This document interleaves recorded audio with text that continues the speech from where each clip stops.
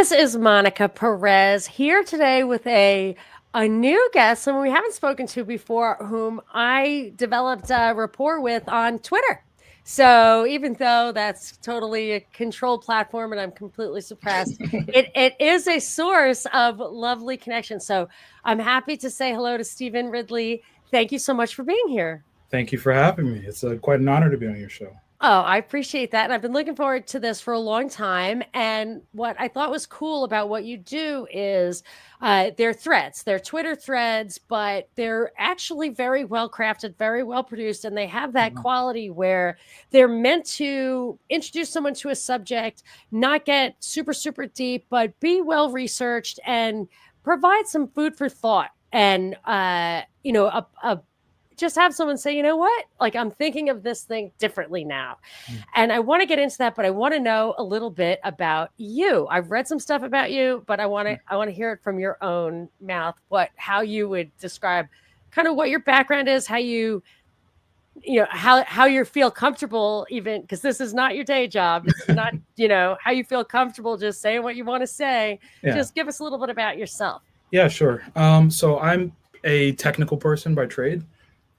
So I specifically focused on information security research for the majority of my career. I worked for governments and large software companies. And the area of research that I focused on was mostly new ways to break software and hardware and computer systems. So it ends up being kind of multidisciplinary in that you are using new techniques, algorithms, new programming languages and stuff to try to break into computer systems, basically. So that's my career. So I'm used to, I think I was kind of primed to consume a lot of prior art and research material ahead of time, and then kind of synthesize it into making things work the way I want. So when COVID hit, it's probably an origin story you're very familiar with at this point, but when COVID hit, things didn't smell right. So I had some extra time on my hands. I had been teaching my research at NYU, actually. So I had was teaching there for about a year and a half, a graduate level course at Tandon School, and everything went remote. And so I got a bunch more time on my hands, and I had just finished with a startup company that I had founded. And I started reading, basically. I had all this stuff on my reading list that I had wanted to read. So I had a lot of friends from high school and college and stuff that went on to other careers and would recommend books, mostly like history and politics and that kind of thing. And I thought myself really well informed. But when I started reading, and then combined with the atmosphere of COVID, I found myself researching some of the topics that resulted in the threads. So, yeah. That's funny because I'm just thinking as you're saying, like were you saying that the stuff that you were reading, you realized like there was something deeper there? Yeah. I think I can't really emphasize how much the atmosphere of COVID colored the stuff that I was reading. Mm-hmm. And in following people on Twitter, and what it was is that the whole experience was just so jarring. It was like, as you referred to, the mass trauma event, essentially. Yeah. Yeah. And so I sought refuge in like trying to figure out what the hell is going on. And then as I was that kind of, I guess, colored the choices that I made. And so I think also my career too, just being ultra skeptic about things, like in my line of work, there's like what the marketing tells you something should do. And then there's the way that you can bend it to your will, to make it do other things, or to just confirm whether or not the marketing is true. So I think. So I have a statement and a question. So sure. While you were talking, I had this aha moment of a conversation I had with Guido Preparata, who. Oh my God, I love that. Yeah, so he's written some great books. He's a professor at the Vatican, and he's like an intellectual, an academic. Yes. And So I have all these books. Sometimes I think they Yeah. look over the top, but Yeah. sometimes I need to get to them. So I have to take my screen down.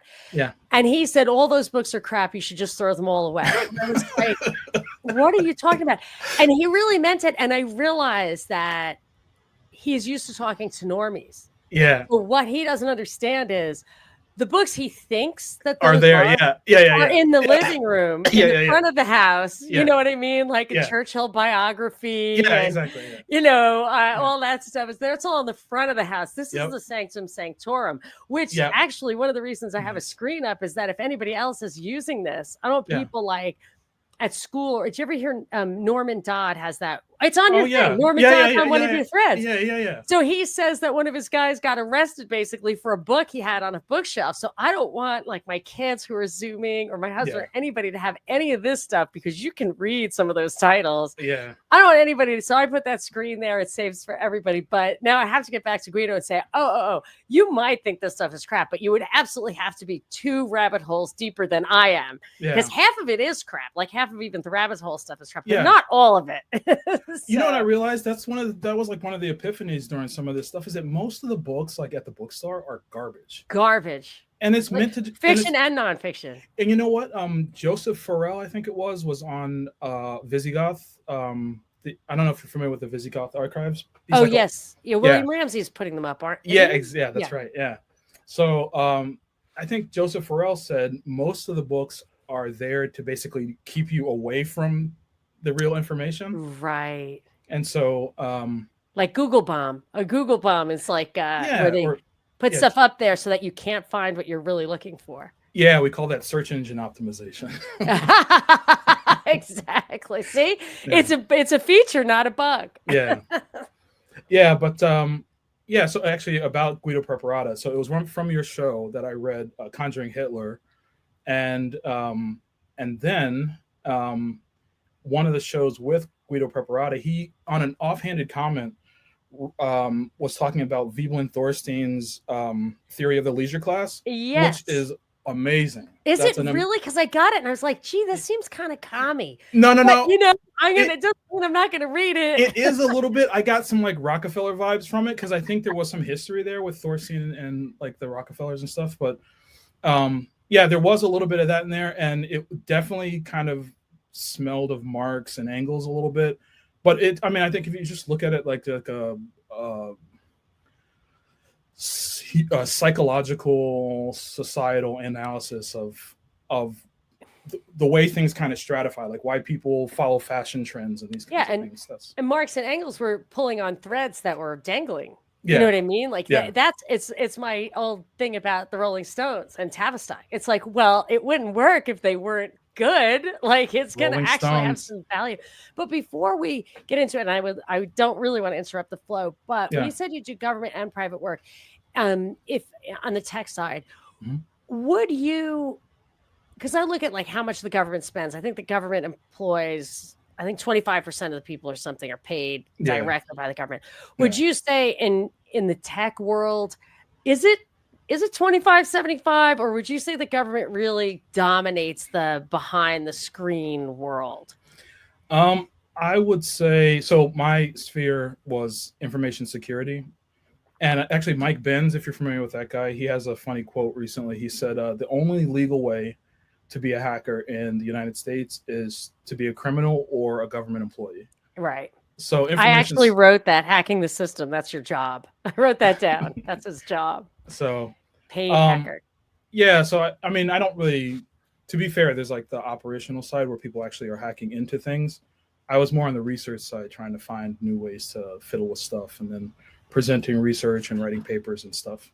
Okay. So the San Bernardino, that was a terrible thing. They took this nice couple with a baby and they murdered them. Yeah. That was a terrible time. And when the lawyer came out and said, I didn't believe in Sandy Hook or anything.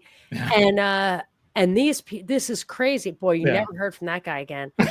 Yeah, it was, it's terrible. But so that happened before to Miriam Carey, that young woman who was gunned down with her baby. Mm-hmm. Baby wasn't gunned down in DC. You'd have to go back and look at one of my old, it was from at least 10 years ago. Mm-hmm. Obama was in office. So 10 years ago. Mm-hmm. And I think it was his baby, to be honest, but whatever.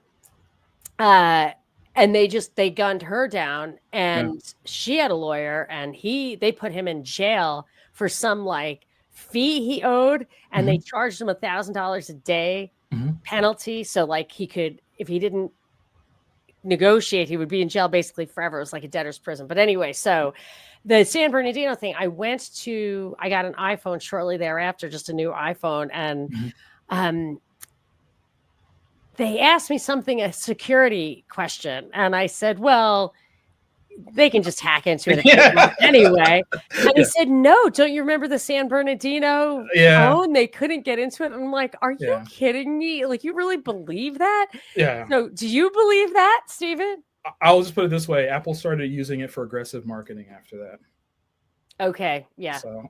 And that's all there. And you don't need to tell me your professional, like, what do you call it? Like trade secrets. I won't ask any further. Okay. So, and one thing about Conjuring Hitler, a nice thing about that is, like, for me, I'm so black and white, and I'll just say, well, it's just fake, but like the Syria thing, someone just wrote me, a Yemeni guy who lives in Egypt. He said, your show yesterday on Syria was the best one so far. And I, instead of just saying, oh, Anthony Blinken and Netanyahu got together and did that, I said, well, I think Turkey maybe jumped the gun. Turkey's the one guy that you can't always count on. Yeah. So for me, I'm usually just knee-jerk. Everything's totally controlled. But you could see with Conjuring Hitler that what they're probably the really great, the really brilliant thing about the powers that be is that they take things that emerge organically and use them. Yeah. So I believe the Conjuring Hitler thing. It's as well as it's actually much better, because then you don't have to train someone to be an actor. You can just take who they are. Like maybe Timothy McVeigh, is a natural patsy. Or just steering, they kind of steer you and groom you a little bit. Yeah. So okay, so keep going, get us to our threads, and then how did you evolve to decide to put your efforts into it and do such a nice job, I must say. Thank you. So I think the big thing is that I take a lot of notes. So I had this wiki, and notebooks were filling up, and books were piling up and stuff. So I needed a way to condense it into a form that I could use for reference. And then as I did that, I'm sure like very well, actually, the feeling of needing to kind of get the information out, especially when the underlying theme to most of these things is that there's like core deceptions about the true story. So there's like kind of the implicit understanding that we all kind of attain either through education or talking about subjects. But then when you actually go look at the source material, you're shocked to find out that sometimes it completely contradicts with what you understood about it. And it may not even be like intentional misinformation or disinformation. It may just be that you filled in the blanks. And then I think that idea is what led me to kind of the mind control thing, because a lot of that seems to work in a similar way, especially, when I read Mind War and some of these other papers and texts around the subject. Fill in that leap for me. So you just said, so I would say COVID, AIDS, stuff like that. If you dig in, or one example from one of your threads, Andrew Jackson. I remember thinking, I bet they tried to kill him. And then I looked into it and I was like, they did try to kill him. And he knew it was they who tried to kill him. Yeah, that was cool. But I looked for it because I was like, that had to have done it. If my view of the world is correct, that has to have happened. So some of the things are, but most of the time, like we were saying, books are just crap. Fiction books are crap because they're there to like meant to manipulate your perception of psychology, sociology, and stuff. But and the nonfiction is crap because it's like tells you a false narrative on which all of our assumptions are based. And even when so somebody asked me what the craziest conspiracy theory for me is, the biggest thing, and I said. They were baiting me. They wanted me to say dinosaurs are fake, which they are. But I said... Is it the virus thing? Yeah, no. I said JFK. Okay. And I said, because JFK, everybody knows the deep state killed him. Yet the teachers in school won't teach that. They know it, but they won't teach. That's truly like cognitive dissonance. Yeah. Dissonance. And then, but then you went beyond that and you said... So now I can't remember what leap No, you no, no. made that I wasn't getting. No, it's fine. So it's kind of leading to the threads essentially. I think one of the biggest revelations for me is also just ties back to Guido Preparata, because I think you asked him on one of the shows, maybe it was last year, what book would you take with you on a desert island or Yes. something? And he said Tragedy and Hope, which was like one of the big ones for me. Like that book and the what's it? The Anglo-American Establishment were like for me that those books really changed my whole world. I'm going to say that the question was, which book would you save from a fire? Oh yeah, that's what it was. Because that's a very different answer. Hold on. Saving a book from a fire is not the same as the book you would take to a desert island. I'm trying to see if I have the book I would take to a desert island handy. Yes, I'm going to get it for you. Hold on. Okay.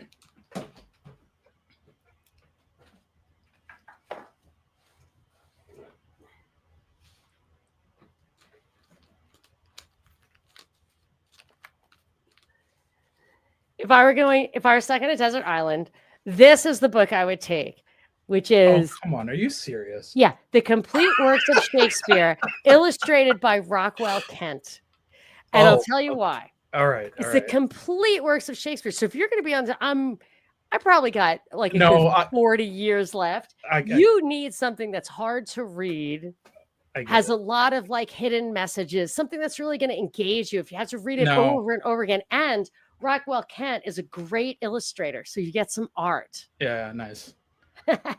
But what would you save from a fire?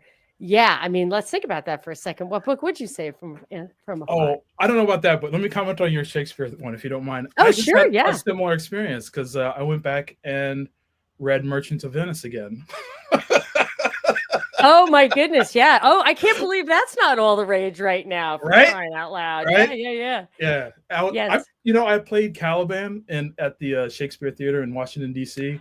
when I was a kid. Yeah. I was going to ask you if you had any liberal arts background. No, that was like, high school or something. Yeah, but still, I mean, that Scott, whom I like, Scott Abrams is podcaster, and I was asking him, like, what's your background? Like, you're so, articulate, analytical. He's like, I haven't stepped foot in a classroom since my last day of high school, and like graduated at the bottom of the class, something like that. I hope I'm not doxing his grades, but I couldn't on the first pass. I was like, wow, that's amazing, because a lot of times when I meet somebody who is really good at this stuff, they have a philosophy background or a legal background where they've like memorized a lot of stuff. Like you. But yeah, I have the legal thing. Yes. Right. But also, like me, I did also drop out of high school. The people who can really come up with original ideas are actually not usually educated in their field, because they're just trying to figure it out on their own. They haven't been corralled that way. So I always think the reason I'm good at kind of reading stuff is that I was a math person. Yeah. Yep. So I didn't come in with all the political science mumbo jumbo. Yeah, me neither. Yeah. Interesting. So you play, that's great. But no, you can make fun of me for the Shakespeare thing, but don't you understand? Don't you think I have valid reasoning? No. So just to tie the point back is that reading Merchants of Venice is like, Shakespeare has a way of always having something for you, whatever next phase of life you're in. And it's really weird. Like something like morphs. Morphs with you. Yeah, exactly. Yeah. Well, it's Francis Bacon, right? Wasn't he the smart? Yeah, I was going to say, do you believe that? Well, it definitely wasn't that illiterate William Shakespeare. Do you think it was like there's a whole Rosicrucian thing behind it? I don't know. I like a podcaster, Robert Frederick, who does what does he call it? The Hidden Life is Best, which is what Francis Bacon said. The Hidden Life is best. So he supposedly. I imagine there's a lot of occult stuff, but I don't spend my time on the occult stuff because other people do. And I don't have the instincts for it. So I'll just say on the face of it, it's probably political propaganda. I don't believe it either, but I stumbled on a paper about how Rosencrantz and Guildenstern, because like Rose Kreutz is that definitely sounds the Rose Cross and gold. Guildenstern must mean gold. Yeah, exactly. Yeah. And then I think Francis Bacon, he was like dropping all these hints about how he's part of the order or something. I don't know. Yeah. Oh, I believe it. I believe it. But I guess my real question is, when it comes to the occult stuff, do these practitioners in the elite actually think that they are conjuring real power interdimensionally that they use over us, or is it a psychological operation against us? That's a question that I just really I don't know the answer to that, and that's the only reason why I tend to like look into it, because like I'm sure you were, you know,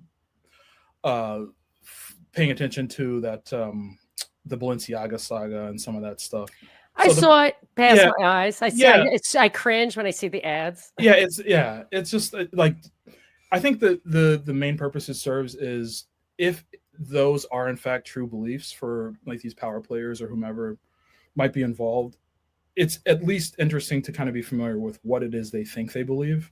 Like I personally don't believe any of that stuff, and you definitely see the kind of numeric symbolism, because I think they throw a lot of gang signs too. Like some of these ops, they use some symbolism, and I think it's just a way of kind of scribbling their initials on some of these events, just kind of, you know. Yes.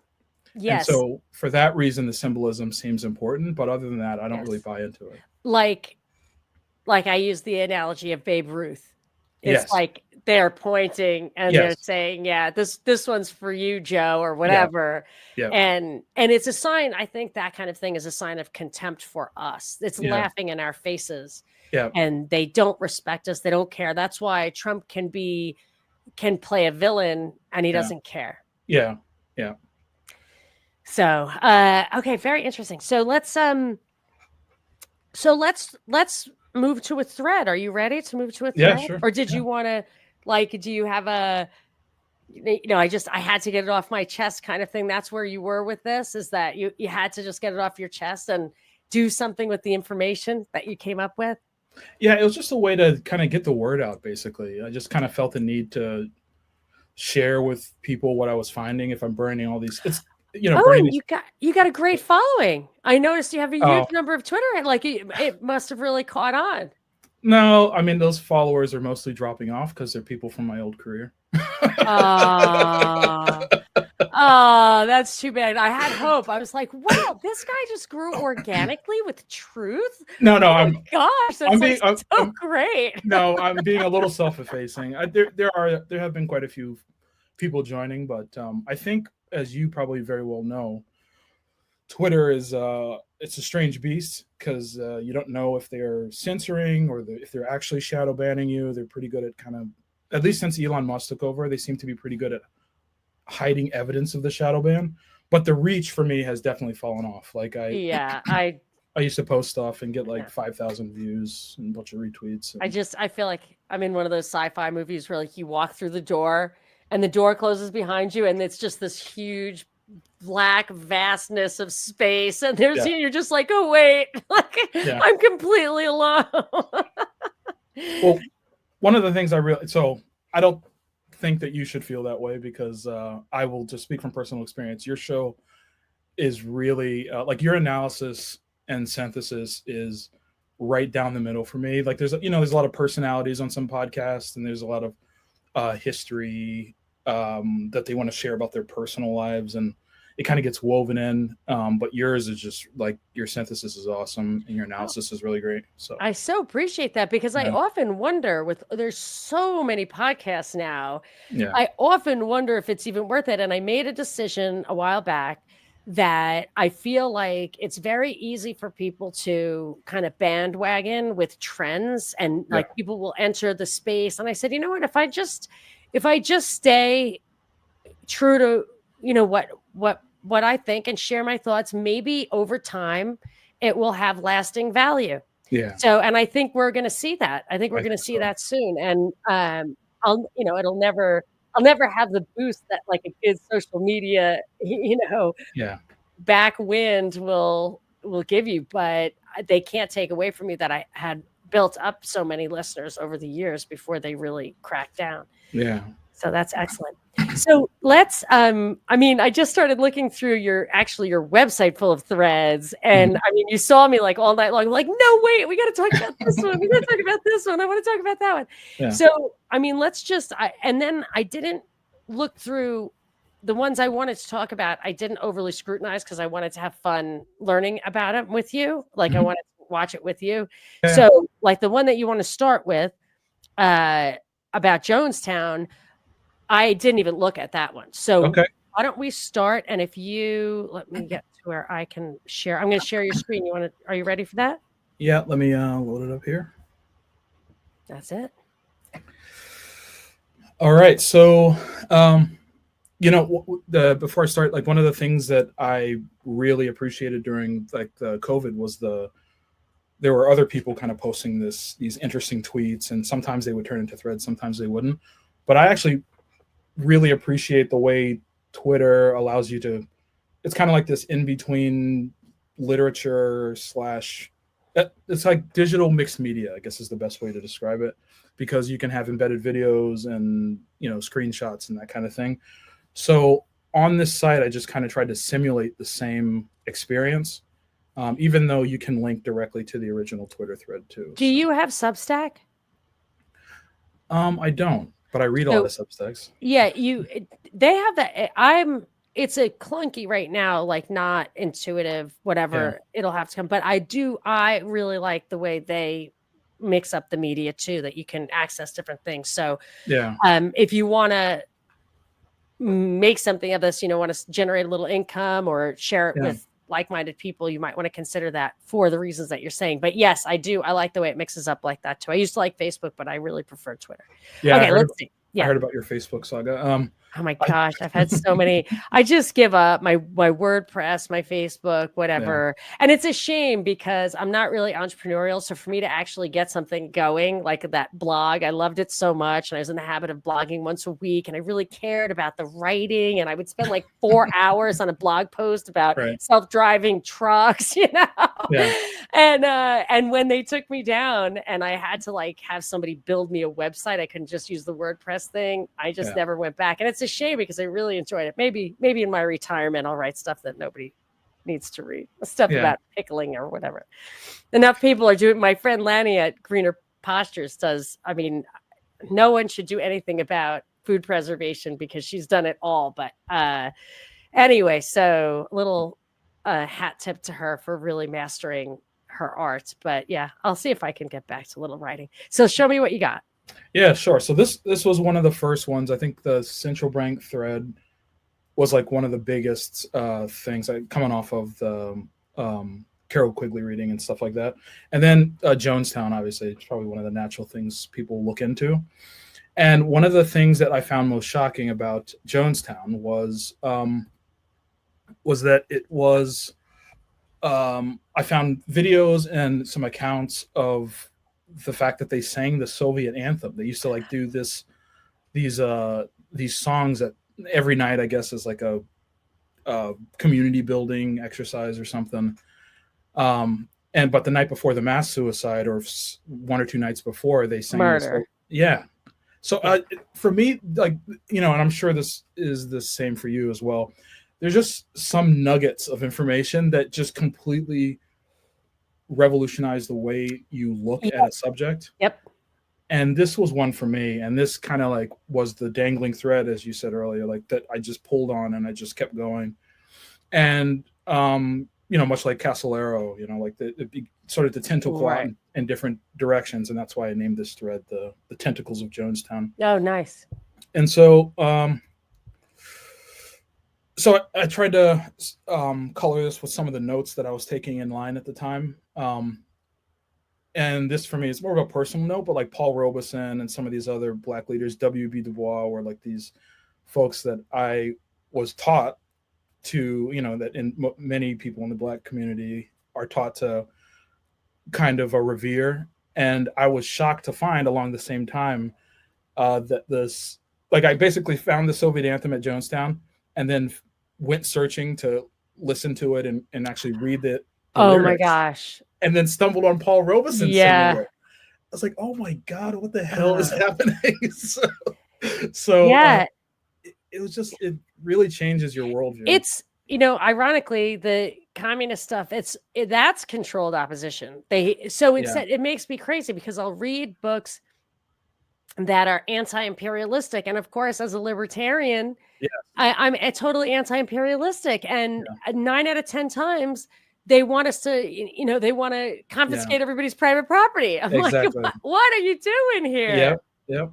That's exactly. I run into that a lot, and maybe that's again like that Veblen Thorstein thing we mentioned at the top of the show. That's the same things, but I try to stay closer to the libertarian leaning side, and it's just a good analysis of human behavior and stuff. Anyway, so this is the original video that I found, and I tried to speckle these screenshots in too, and include all the sources. And then I do photography also, like just amateur photography. And so I look at lots of photos and I just kind of stare at them. And some photos just have this, I can't really describe it, this je ne sais quoi or whatever they say. That there's just something about a photo that just can capture something about the moment that again, like in some of these subjects, it kind of revolutionize the way you see that subject. Maybe it's something that's a little more realistic, or an expression on a face or something like that. Gets a little bit deeper into your brain than just the surface. Yeah, exactly. Viewing. And so what are you seeing here? So this is just a screenshot of the Getty Images photo archive that I was. Oh, wow. 727 Jonestown. Yeah, they have a huge archive. And then there's a specific photo that I found in there that really, really bothered me. And this is one I think it's pretty common. Like I think I had this in the. Oh, those are the bodies of people underneath there? Wow. Yeah. So this one I blurred it out, as you can kind of see in the text there. But the thing about this photo that bothered me was if you combine the fact that, the Soviet anthem was sang at Jonestown, and then you see this sign that says, "Those who do not remember the past are condemned to repeat it." And then underneath that are all these dead bodies of the Jonestown like parishioners or whatever. It changed it all of a sudden goes from like just a horrible thing that happened in history to there was more orchestration here. There was an intent to send a broader message. It wasn't just a bunch of crazy folks who had been tricked into doing something horrible. And so that following that thread, I kind of kept going. Because I would think that everything there, given that I think it's pretty well known in our circles that Jonestown was some kind of like CIA operation. The congressman came down to investigate and obviously found something out. He left. They killed him, on his way out. And you've really never gotten a good accounting of that.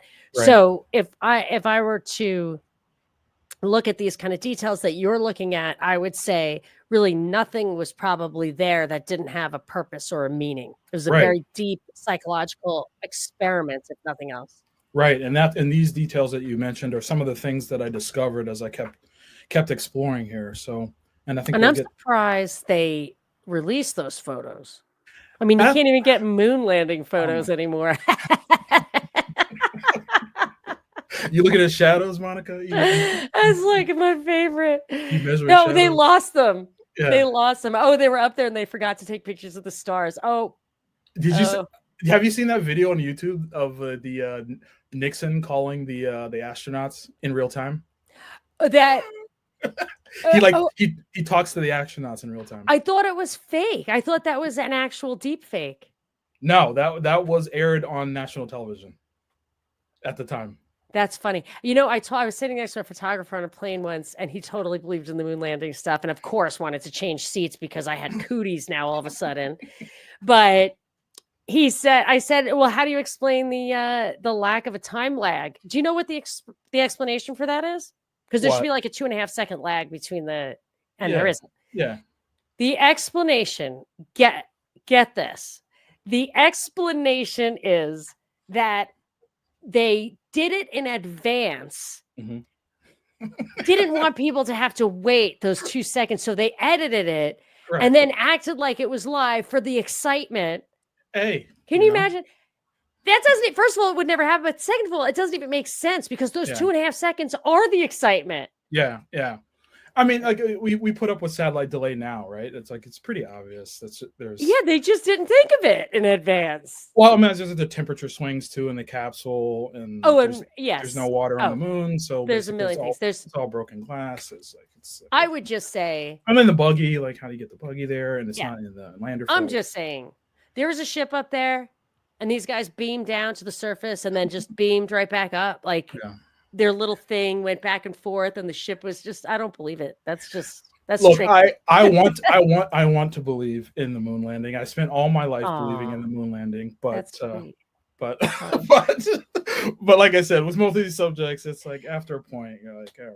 Yeah, And I what, mean, keep believing, go for it. Like they and would be what, great. And actually, the thing is, if they did, the only reason I think I'm like, meh, the explanation of why they faked it is kind of like, well, they didn't want to lose against Russia. I'm like, well, that would kind of make it feel like the Cold War was real. it's the most So politically expedient thing.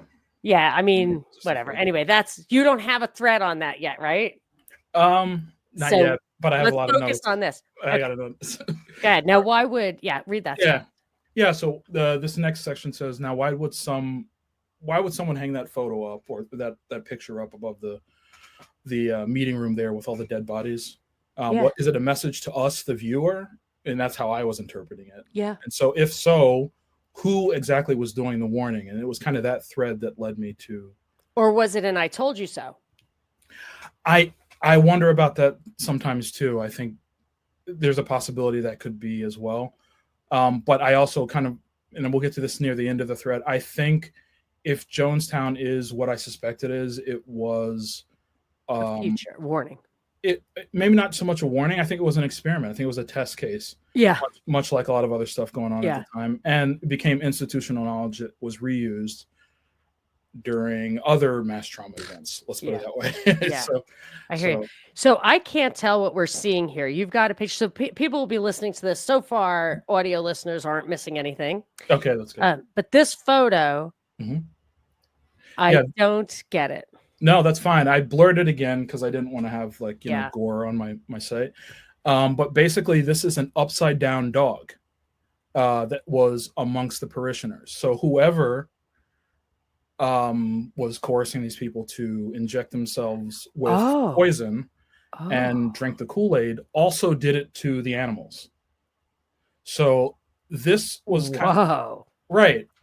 And this again was in the Getty Library. And when I stumble on this photo, it was, well, wait a minute, like if that's this satanic. There's something else going on here. Like, what was this all about? Why did they kill the dogs also? Well, I was reading Sons of Sam, or what was the book? Maury Terry's book, Ultimate Evil. I have a first edition printing of that behind me. Oh, do you really? Yeah. The first edition has the stuff about the temple of Satan, which he had to take out in the second one because they sued him. There's some strange stuff about Maury Terry also. Oh yeah, well, he definitely missed the part about any kind of MK Ultra stuff that David Berkowitz might have gone through in Korea when he was in the service, and they used to do stuff like that in Korea. But whatever. Yeah, I think there's a connection, if I remember correctly, to John Carr. One of the I know who John Carr is. Yeah, one of the dead co-murderers. Yeah, Maury Terry went to high school with him, and they were best friends.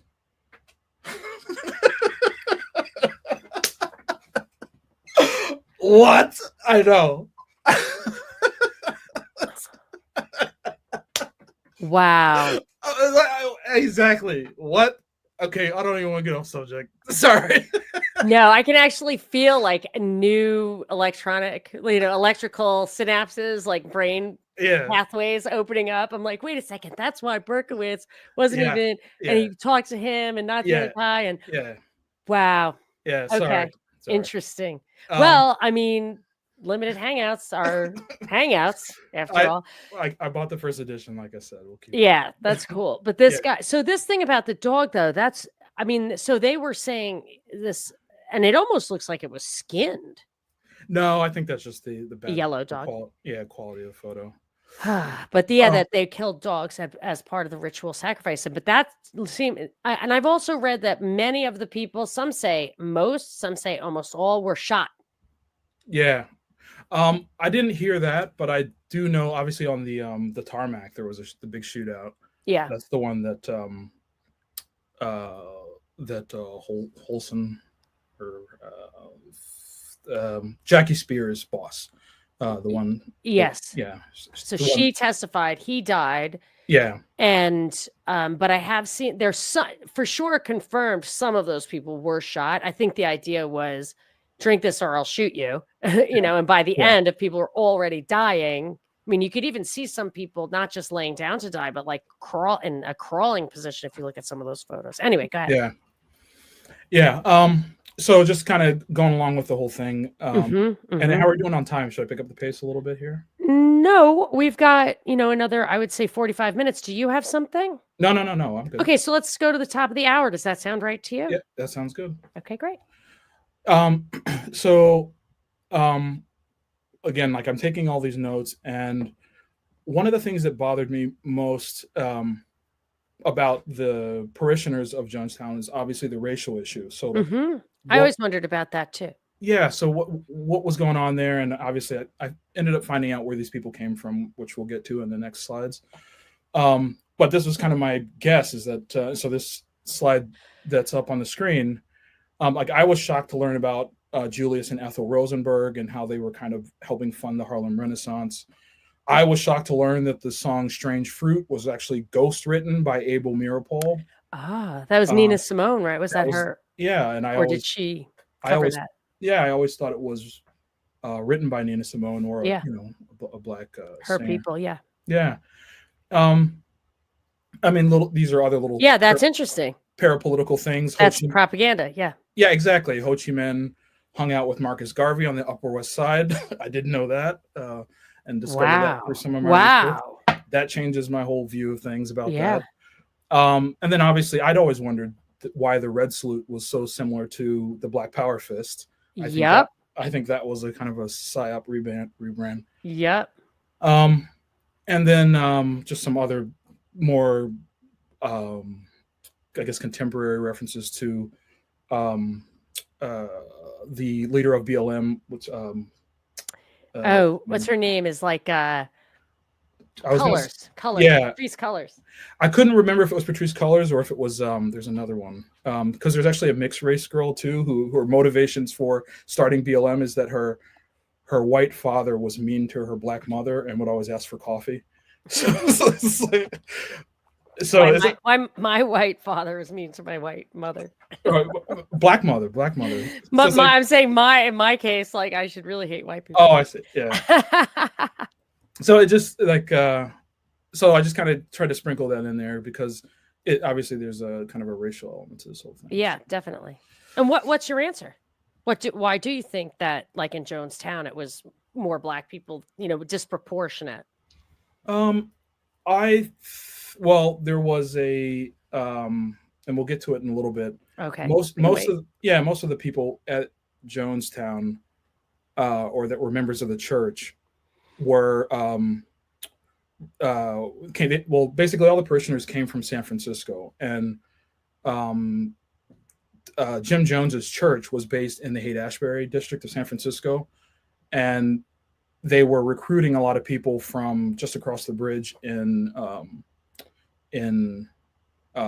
Oakland and a few other surrounding areas, and they were mostly like targeting like low-income black folks. That's what I was thinking. It's probably a social power issue more than anything else. Well, and they were getting people directly, and this is another slide coming up, not to scoop it, but they were getting people from the Haight-Ashbury Free Clinic.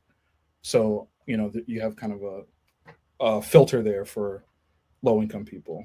And then the Haight-Ashbury Clinic links to just a bunch of other stuff too.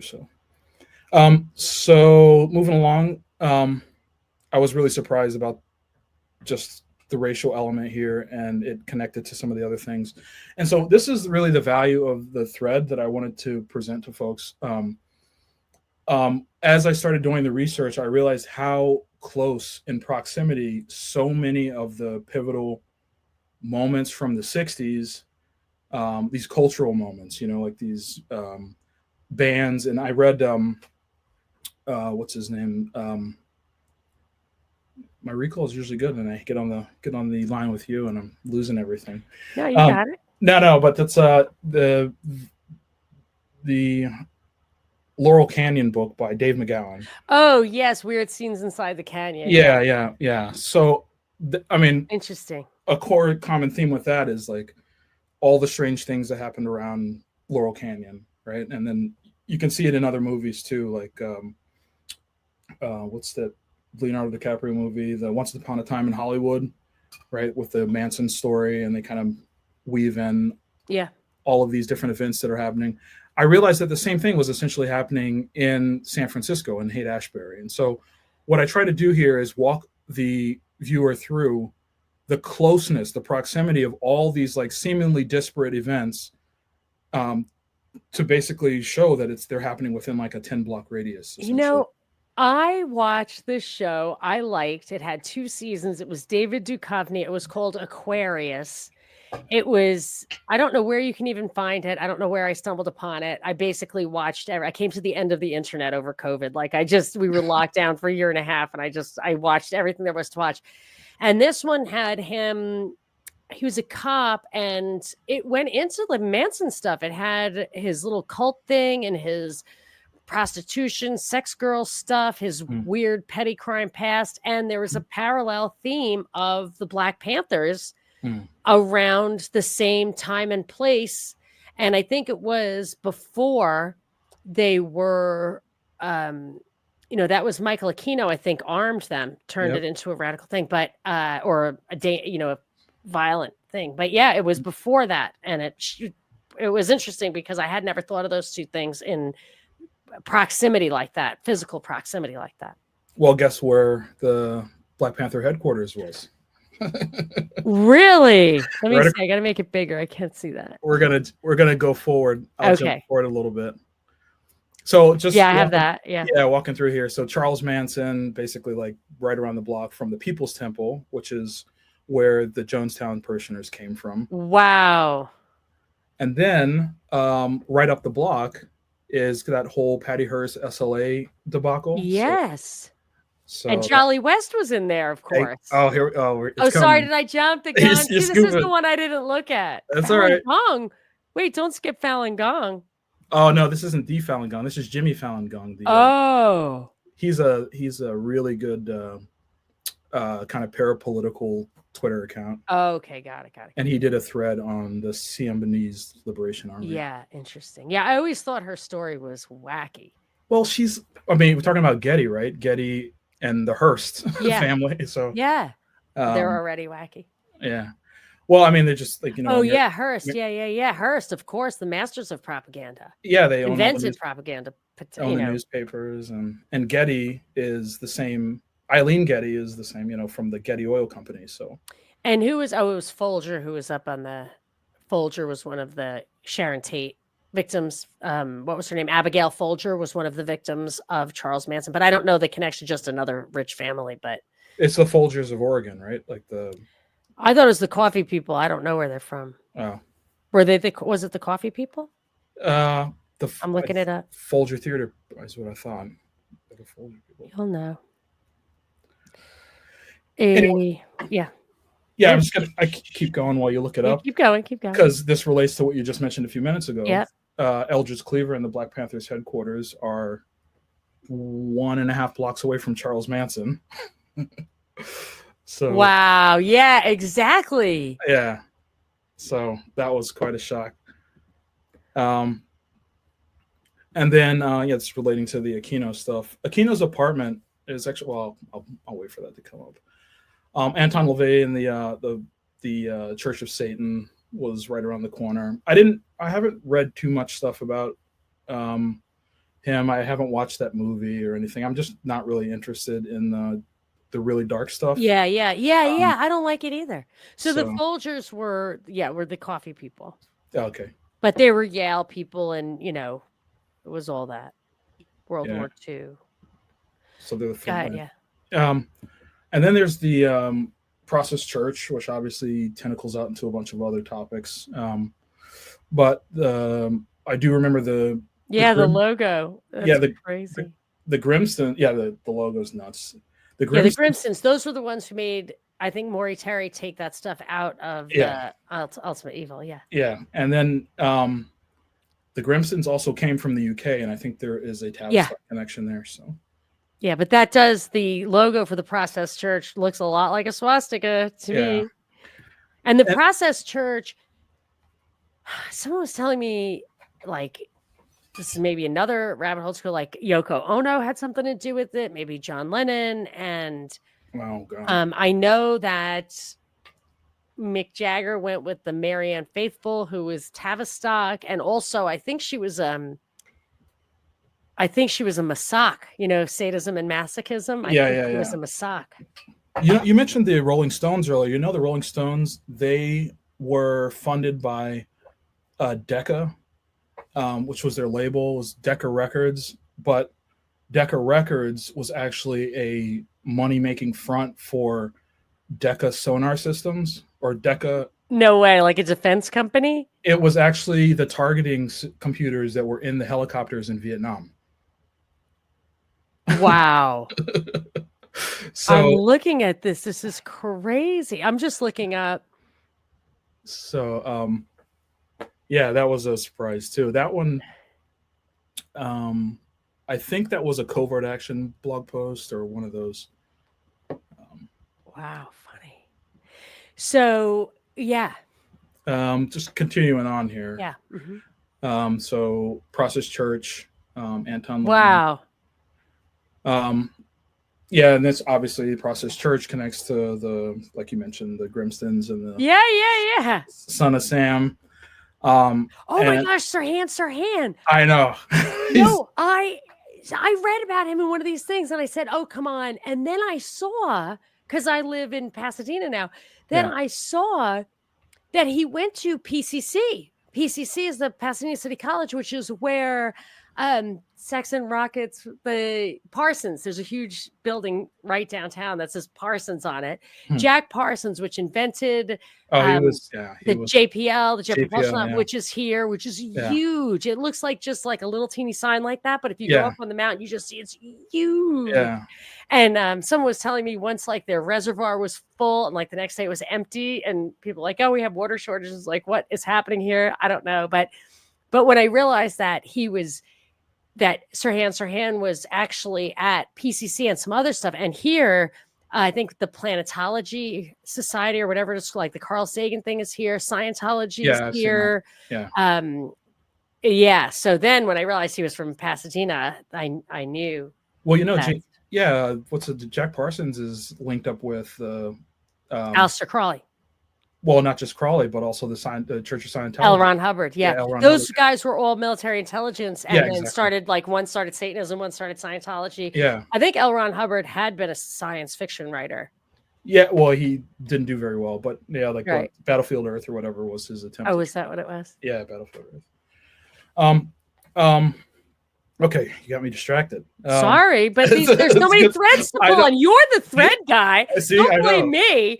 I try to stay focused for you. I could go nuts. No, it's fun. It's interesting. Go ahead, keep going. Yeah. Well, obviously JPL also. Parsons was a huge occultist also, and Parsons worked with Medina, and Medina's son married Ghislaine Maxwell's sister. Okay. Yeah, anyway. They are super powerful. That's for sure. Anyway, good genes, I guess, is what they're looking for. All right. So, so there's some connection to Crest and some other stuff. Here's Dave McGowan's book, Program to Kill. That was super awful. I read that, Program to Kill, twice. I don't know why I would do that. It's dark. Yeah. Like I said, I don't like the dark stuff, but sometimes you have to see what these people are up to, and I prefer not to if I don't have to. But I used to. So Edward J. Epstein was an early passion of mine. He's written some stuff on. He did was James Jesus Angleton Wright and a few others. Legend and a bunch of ones. He did the Diamonds. The Diamonds one, I think, is his probably most mainstream one, like, because the Atlantic did this big piece on it. where he said he basically debunked the whole diamond industry is essentially Oh, wow. yeah, it's essentially just a fake industry. Wow. Yeah, just like artificial scarcity, essentially. Yeah, like drugs, just there's other things like that. Just get, they're in order to get money to Yeah, certain people. Wow, I feel like yeah, a dupe. I did make sure I got a really high quality diamond because high quality diamonds are real. yeah. No, I trust me. I was my wife. Has a diamond. My wife. Your wife didn't like the book when you gave her the book instead of a diamond. She was like, I don't think so. No, no, no. I went all out. We got the big diamond. We got engaged in Switzerland actually, so and that was like a big place for us. And then I found out later about like the WHO and the WEF and all that stuff, which like that's a whole. I have a whole thread on that too. Anyway, so let's see here. Here's what I was just talking about. This is L. Ron Hubbard's connection. This is a Vice article from 2015. Essentially kind of showing L. Ron Hubbard was connected with Aleister Crowley and Jack Parsons and some of these other guys. So this was a shocker for me just to see these connections. Like when you're first exposed to this stuff, just through research, you kind of, I'm sure you have these moments, these momentary epiphanies. You're like, is anyone else seeing this? Like you want to know, is anyone, why don't people know this stuff, Yeah. So, yeah, here it is. Frank Molina. Yeah, you worked with Julian Huxley. Yeah, I mean, it's so true. It's so true. And one guy who died in a mysterious plane crash, like I think some, they went over to Bosnia, like some CEOs or whatever. Yeah. One of them was the CEO of Parsons, and I always wondered if there was if this thing was still kicking around. Yeah, okay. This is another sidebar here. You were talking about Sirhan. Didn't Sirhan like he was a jockey, right? He was like he rode horses, and he was like patronized. Yeah, he was small. I think he was a Palestinian Christian, maybe. Yeah, and so he had a back injury. And if that's not triggering anything, the latest story about this assassin is that he had a back injury. Oh, I won't follow that story because I think it's a setup to keep us occupied. Okay, it's so yeah. There's so many stupid things about that story. And so once I saw that headline, I was like, oh God, it's garbage. The whole thing is probably crap. Yeah. Okay. So moving forward, now we've got a couple more pins on the map. So we got some interesting bits. We got all the stuff we just talked about, the Black Panthers, the Process Church, Charles Manson, obviously the Jonestown People's Temple, and then the Haight-Ashbury Free Clinic. And so this was, when I was learning about this was just popping up as part of one of these culture war arguments about, the gender ideology and specifically the children and all this kind of stuff. So I know John Money and Alfred Kinsey often worked at the Haight-Ashbury Free Clinic. And actually that's one of the next slides, I think. And so it was just, the timing was really weird because here on Twitter, you have like the conservatives like Matt Walsh and these other people arguing with, the mainstream talking heads essentially to expose transgender ideology, or what they so-called transgender ideology, and try to expose it for, like, its ideological roots.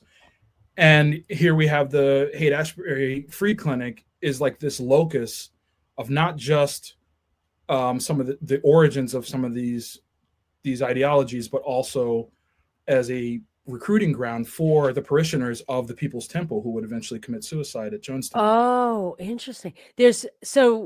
Margaret Sanger is also, they just don't want to hear about the eugenicist roots of Margaret Sanger and abortion. Like, people just don't want to hear it. But go back to that map, like I just read a book. I'm sure you are aware that I've been reading this book, Mass Control, by Jim Keith. Your Saturday morning readings. Yeah. These guys at this time, they were doing psychological experiments. They were also doing like brain implant. They were doing like radio wave kind of stuff. And I just wonder if that Haight-Ashbury Free Clinic being right in the middle of all that. I mean, look at how small an area that is. That's a matter of a few blocks. It's everything from the 60s basically was like a 10-block radius. But I guess that's where they were distributing drugs. That was probably the main method of contagion. Yeah, I'm sure you know about the Merry Pranksters and Ken Kesey and all those guys, and the connection to Sandoz Laboratories and stuff. I met my wife in Oregon, so like in Oregon, Ken Kesey, especially along the Oregon coast, there are all these like quaint little shops on 101 where people buy Ken Kesey books and walk barefoot on the beach and get the Oregon experience and stuff. So he has this like really good reputation, but people don't realize that this guy was actually possibly like the Merry Pranksters, I think, were the distribution method for LSD because they were giving it out. Yeah. Oh, right? Yeah. So my husband doesn't like me to think that because he likes the Dead. But my theory is that the Dead, they actually turned down big mega shows and all that. They turned it down to just go from town to town, have numerous shows and smaller shows in every town. Any journalist, anybody who would go speak to them personally, they dosed them on acid. I think, and I was on a first class flight once with a guy with a heavy beard sitting next to me, white guy who was traveling with hip hop artists. And he was really a low talker. I could barely hear him. And now I realize he was a cop because he kept saying, they think I'm a cop, whatever. But and what he was saying is the hip hop tours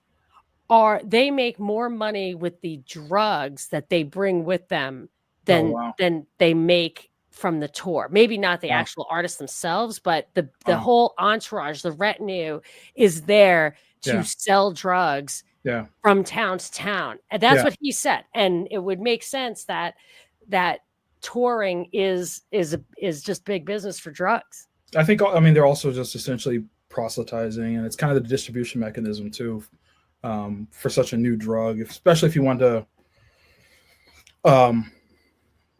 I don't know and this is a perfect example of where you do end up doing a little research into kind of these occult belief systems, because if these people truly believe that they're doing ceremonies and all this other kind of stuff, it would serve as a good motivation to go around, quote unquote, preaching their gospel, right? And spreading out all these psychotropic drugs and stuff. And if you're taking the drugs, you can actually be more receptive to.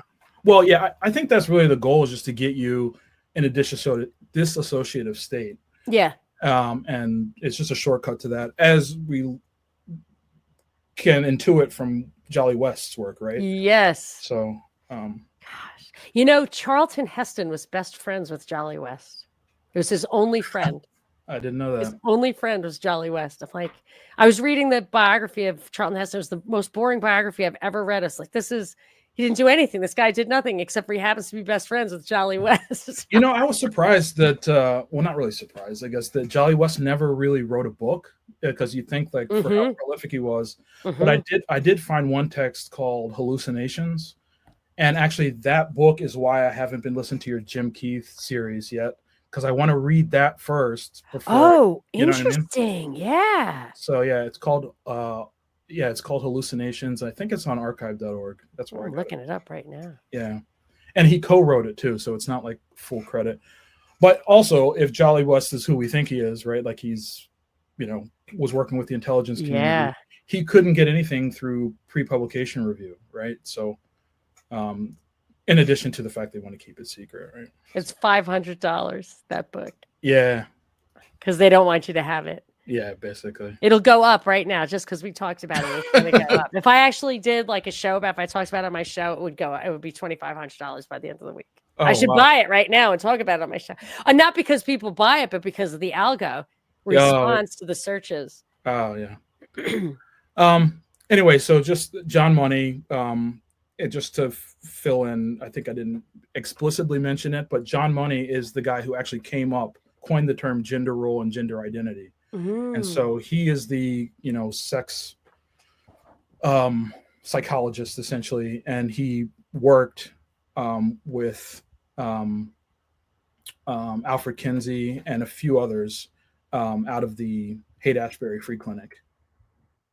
So Alfred Kinsey is responsible for something called the Kinsey scale. And when I was looking this, the timing of this was also very strange. The Kinsey scale had a Wikipedia entry, and at the time that I just kismet or something, like I happened to look at the website when there was a reference to this table. Okay, it's table 43, but there's actually, table 34. But there's another table as well in the same text.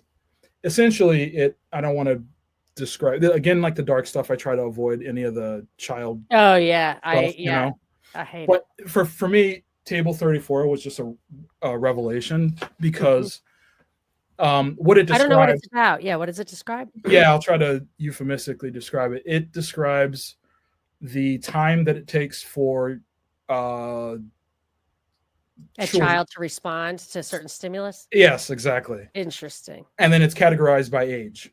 And this is one of those things that's kind of like a drive-by idea. You may like pass over it and then just not cognitively recognize what you're seeing. Yeah.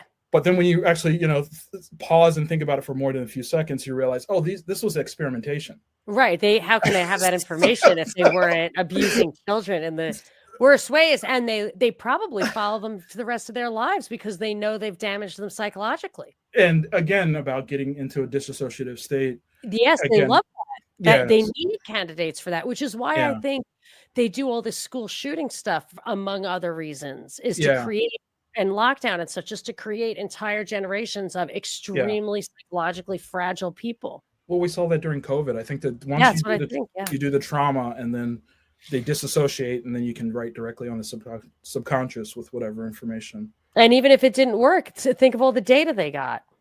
Yeah. So I'm going to skip through it. But I did embed I found the image. Yep. And it's actually still on Wikipedia's archive, so you can dig it out if you're so curious. Wow, yeah. But here we go. This is connected to Aquino. So Colonel Michael Aquino obviously is the psychological warfare author of Mind War. And he worked, he was a colonel at the Army Psychological Operations Unit based at the Presidio military base. And so it just turned out that the Presidio military base is directly next to Haight-Ashbury. Oh my gosh, not again. Exactly. So it's, all these things, like if you're a parapolitical researcher and like maybe you're familiar with Michael Aquino. Yeah, I know because of the Black Panther thing. He armed the Black Panthers. So I had heard about him before, and he's one of the early parapolitical topics that people tend to write about and talk about. But I was shocked to learn that, again, like we have this close proximity to all these other things. Unbelievable. Right. It was a revelation for me. And I would say, I don't think it's true that in Denver and Atlanta and Boston, they also had 10 of the most notorious paradigm shifting experiences of the 60s. You know what I mean? It's not like, well, any city you could just dig in. No, like that's it. You pretty much rattled off the top 10 things from the 60s. Even, I guess RFK was shot here in LA, not in San Francisco, but he might as well have been. Well, Sirhan, right? Yeah. Oh yeah, because this is the same thing. It's that it's that like defense tech, space continuum. Yeah, well, if Sirhan was hanging out in Haight-Ashbury, then there's a connection to the there you RFK go. thing. That's right. Yeah, that's the connection. Yeah, right. So, all right. So, to moving on, just a little background on Michael Aquino. This is again another strange thing. I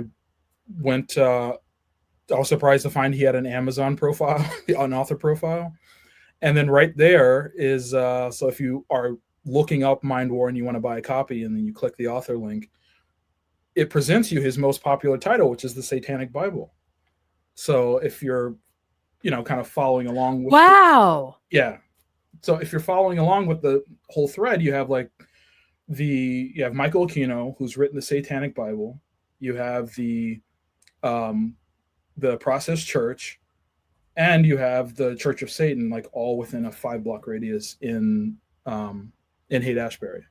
So I'm thinking I need to have the book Mind War. This is what happens. I get off a call like, oh, I have that book. I definitely have it. I just haven't read it yet. yeah, Mind War is good. There was some. He actually has quite a few insights in it, and like he's trying to explain the need for psychological warfare.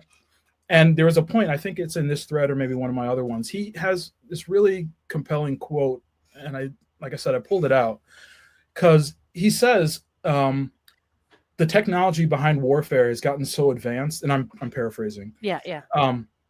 That the weapons are so devastating and so deadly, and they will continue to grow that way. Mm-hmm.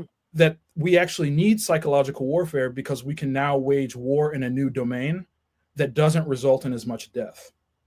So that was his justification. I can understand. I mean, I understand what he's saying, but yeah, it's in that case, what's the war really about? Because like a real war would be about a border dispute. That's like the only legit war, I think, I would say. Yeah, I don't know. I mean, what justifies a war like that? And yes, if he says, well, it's that or nuclear war, I'm like, okay, but what is the war that you could flip from one to the other? I see what you're saying. I think, the way I read the quote was that he's justifying the need for psychological warfare, not just to avoid that kind of war, but to also essentially win the war before the kinetic part is even started. Right. Yeah. So yeah.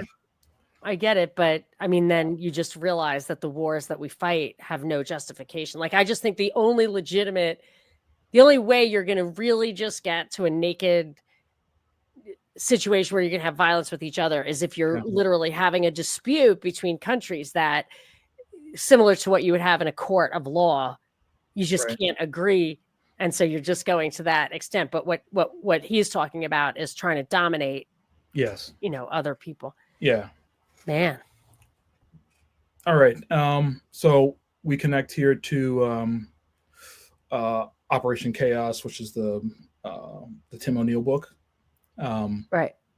And a little bit of information here. This is from Muckrake. And they're a strange little publication. I haven't looked them up. I should probably do that at some point. But they tend to have some really well-sourced, well-cited articles about stuff. Because in addition to this, I found some other information on Aquino. Anyway, this article is about kind of explaining how Jolly West not only performs psychological evaluations on Jack Ruby. Do you know Jacob Ruby's real name is Jacob Rubenstein? I knew it was Rubenstein. Yeah. Yeah. And I think he's from Chicago. So he's like connected to the Mayor Lansky crowd. Yes. I think he was. Yeah. So anyway, so it's kind of showing how he uses LSD essentially to not just experiment on humans for the stuff we talked about earlier, but also reportedly killed an elephant with LSD. Oh, that's awful. Yeah, I hate Edison killed an elephant too. It's just the electricity experiment. Yep. Yeah, and they videotaped that one. You can get. Oh, he was proud of it. Yeah. I'm trying to open this so I can read it myself. At the Haight-Ashbury pad, West's motives were vague. No one seems to have a firm grasp of the project's purpose, not even those involved in it. The grad students hired to staff West's crash pad lab were assigned to keep diaries of their work. In unguarded moments, nearly all of these students admitted that something didn't add up. They weren't sure what they were supposed to be doing or why West was there, and often he wasn't there. So don't you think they were just, handing out acid? Wasn't it to see what it would do? Yeah, I mean, in addition to probably the usual grant grift. That's true. It was probably his way of getting money to do other stuff. Yeah. I think, it was probably a distribution point or just an excuse to be in the area and stuff. And this is interesting because Richard Helms's Operation Midnight Climax, I think I have a slide for that coming up. But that was basically right around the corner. It wasn't in Haight-Ashbury proper, but it was just down the road in kind of more downtown San Francisco. Anyway, so I think this Jolly West crash pad, like I said, was a place to kind of take observations and distribute drugs and stuff like that. And here's a little background on Jolly West. This is an article from The Intercept, and it kind of shows that Jolly West is connected to this quote unquote MK Ultra CIA program, which I think MK Ultra in a strange way is also like its own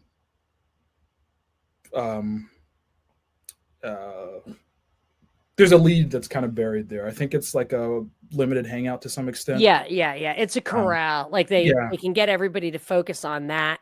Yeah. But there's got to be so much more. I mean, and once the 70s started with all those commissions, the commission on assassination, the commission on this, the commission on that, they stopped keeping records. So they started just destroying the records. So that was 50 years ago. Yeah. I mean, MK Ultra is nothing. Project Mockingbird, Operation Mockingbird is nothing. Yeah. Compared to what they've been doing since then. Yeah. And I think that's supposedly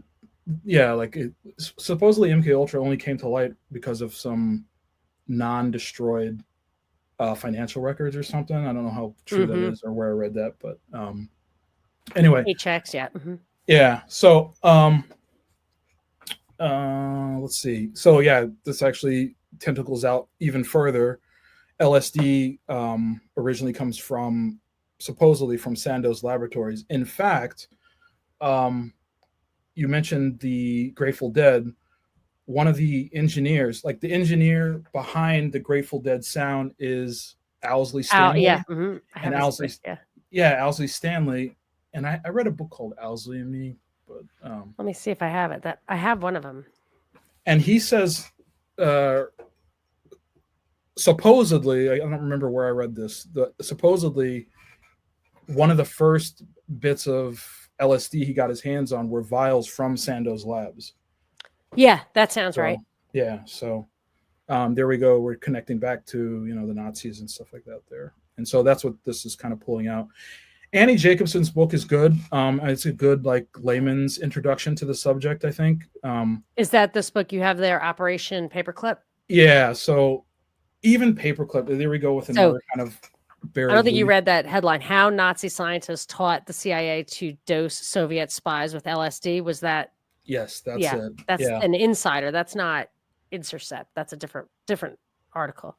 Yeah, and this is just a book you can get, at any major bookseller. Yeah, no, that looks like a mass, something that you get right at Barnes and Noble. Yeah, and it's definitely for mass consumption. It's a good layperson's introduction. Well, probably stemmed from the eugenicist stuff, where they were doing experiments on people, which the Nazis did, but I think it started in the West. Yeah. Further west. Yeah. I think so too. And I was going to say, the Operation Paperclip itself seems to me very much like MK Ultra, in that it's kind of just a catch-all to describe, because ultimately it's not just scientists that came over. From what I can tell, there was a lot of knowledge transfer, psychologists, politicians. Oh, interesting. And even the first, the head of the EU, Helmut Kohl. There's a guy, what's his name? It was the OKC bombers buddy was Nichols? No, I'm trying to remember the name of it. They called him the Kraut. Yes, Strassmeyer. Andreas Strassmeyer. Yeah, that's right. And Andreas Strassmeyer his dad was, I think, personal assistant to the co-founder of the Nazi Party. So we have this guy 2 generations later hanging out trying to do it here. Yeah. So nice.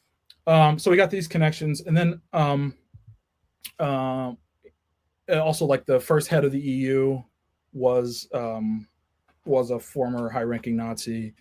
The first head of NATO was, so it was more than just scientists, and in that way, I think the kind of paperclip is a bit of a distraction.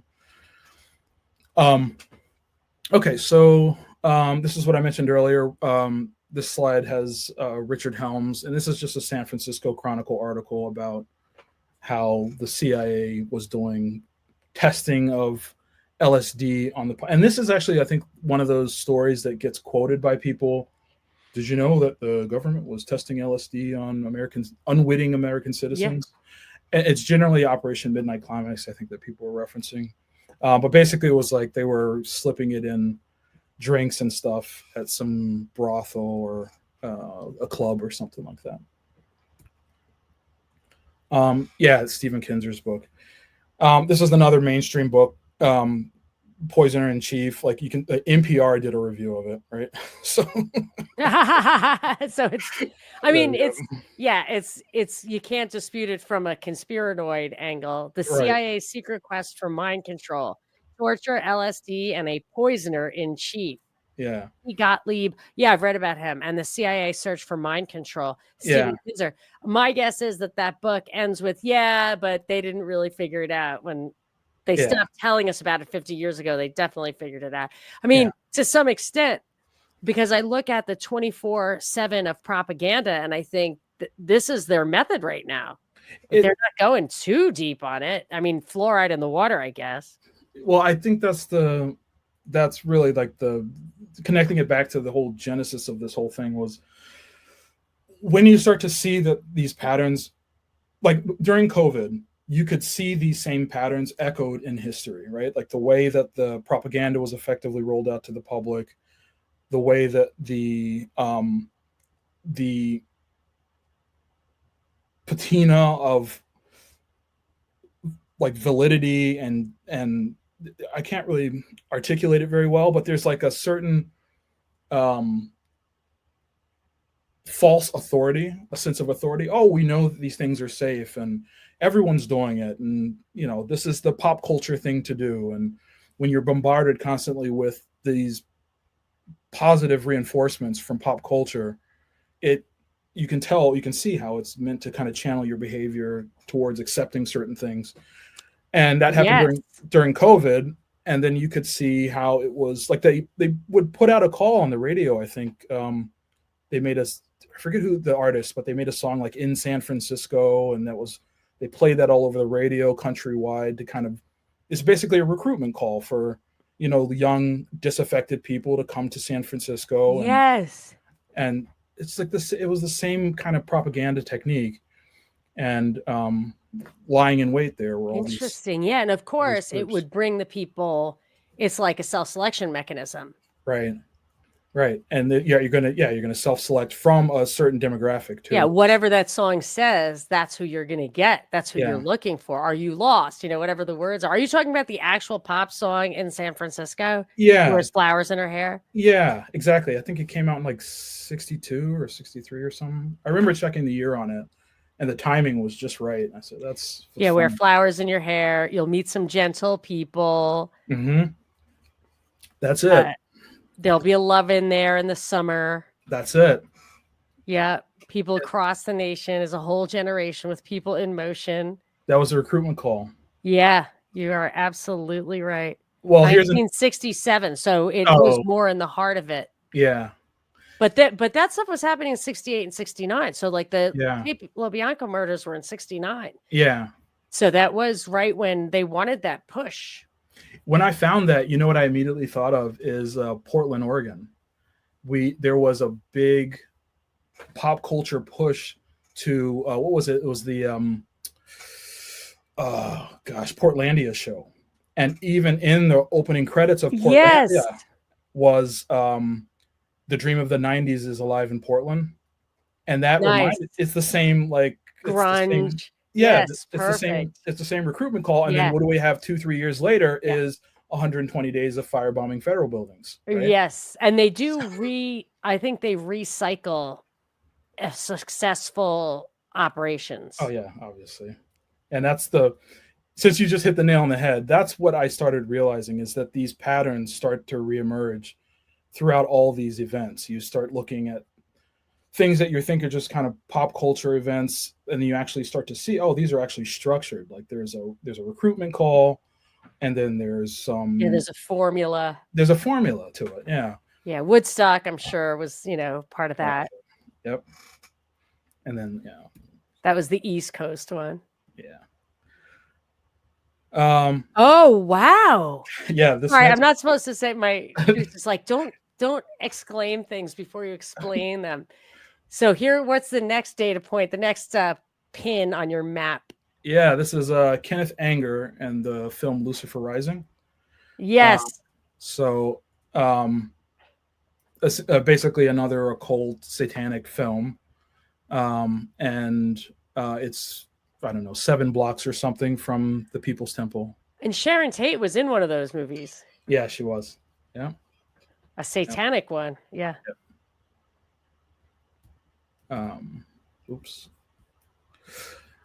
All right. Yeah, and then I found some kind of ancillary connections here. Obviously, Kenneth Anger did the movie. And then there's Bobby Beausoleil. I didn't read much about him. I know there's some podcasters who have some deep dives on him. But Yeah. yeah, basically, he's a friend of Charles Manson, and he was a part of the Lucifer Rising film. Yep. Yep. Yeah, definitely. So it was interesting. Anyway, so kind of the conclusion here to the map part of the slides deck was basically like it was shocking to find that all this stuff happened within the same area. And then I kind of went into a little bit of then like the analysis stuff, which is like why, right? Like why, like what is the common theme across all these? And I don't remember where it was recommended, but I read The Rape of the Mind by Joost Meerloo, who's like, I think he's Finnish. No, or, yeah, he's probably Finnish or from the Netherlands.